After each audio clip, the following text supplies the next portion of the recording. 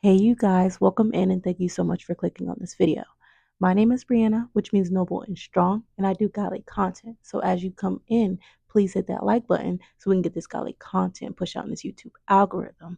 Also, I believe that YouTube is deleting my subscribers again, so please make sure that you are subscribed. And without further ado, let's go ahead and get right into it. Have you ever wondered why people want revenge? Why jealous people want to make others jealous? Or why hurt people hurt people? The simple answer is that there are demonic spirits behind those desires. It is natural to become jealous or even angry, but it is definitely demonic to want others to feel the exact same way as you and go as far to act on it.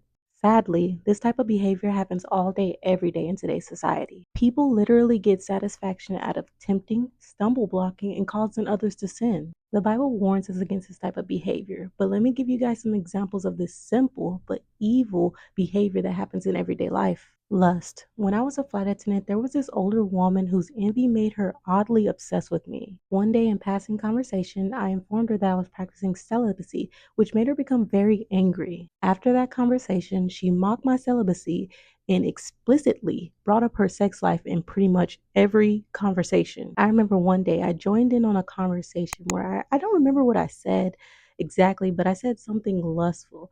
And I just remember her responding with the biggest Grinch grin I've ever seen. And I just remember thinking, wow, that was really like creepy and kind like it just really, really weird that she received so much satisfaction from me participating or finally participating in anything lustful. Misery.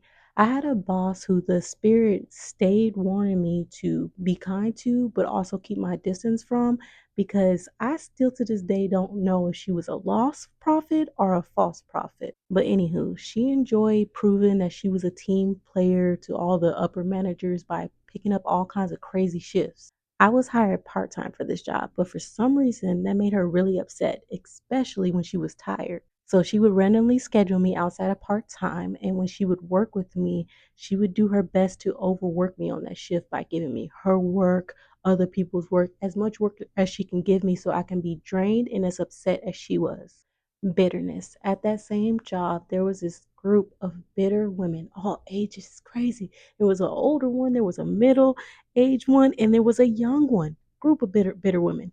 And they hated me more and more the more that I let them slide and the more that they did to provoke me. One day, I was just not in the mood, so I gave in and I became the bully. And God was in my ear constantly that entire day against my behavior. I wasn't trying to hear it until the end of the shift when I noticed that even though I was punking the mess out of these women, this was the happiest I ever seen those bitter women. Even though they were losing the battles with me that day, they were overjoyed by the chaos, my anger, and my reaction so they can finally prove or finally make me look as if I was a bad person. Jealousy. Envy is roaring through the populations today, and there is a lot of it, sadly, in the gym. Me, when I'm in the gym, I'm a gym rat. I love my gains. I'm a very confident person, so I hold myself that way, which brings in a lot of negative, envious attention from women.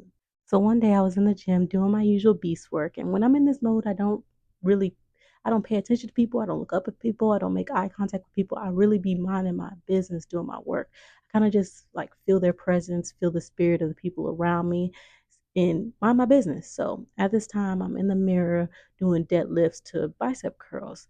And I just remember finishing my set and sitting down and getting on my phone and feeling the presence of a young lady come up right behind me and sit up in an odd place right behind me.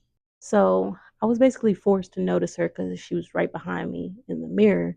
And when I noticed her and I looked up at her, I noticed she was a very attractive young lady and her body was T.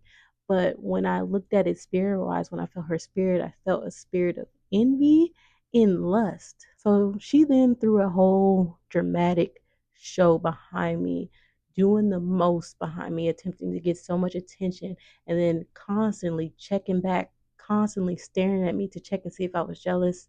But I ignored all that and continued to stay in my joyful mood that my workout provided and minded my business.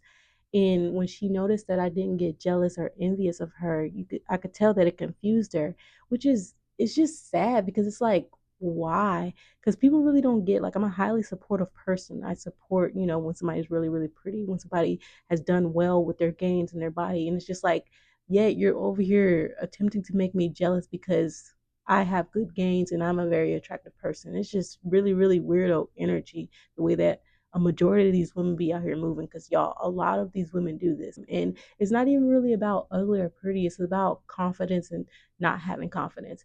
And people think they have confidence because they dress up and they can look good, or they can be a girl's girl to people who are really not doing that great or whatever. But true confidence is being supportive of everybody that's truly doing good, and being able to compliment people and still feel good about yourself, not on some weirdo energy trying to bring other people down so you can make yourself feel better. That's very, very weird. If you're out there doing that to people, please stop. It's very, very weird. People like this are either lost or a child of Satan, and sadly they build up a majority of the population. I like to call this action transference, transferring demons or demonic spirits into other people through strategically provoking them in any way that you can to basically install those demons within them. In other words, hurt people hurting people are misery loving company. Us true believers have to get rid of that urge to respond outside of God. It is the will of God for us to respond to ignorant, lost, foolish people through or with good works. 1 Peter 2 and 15.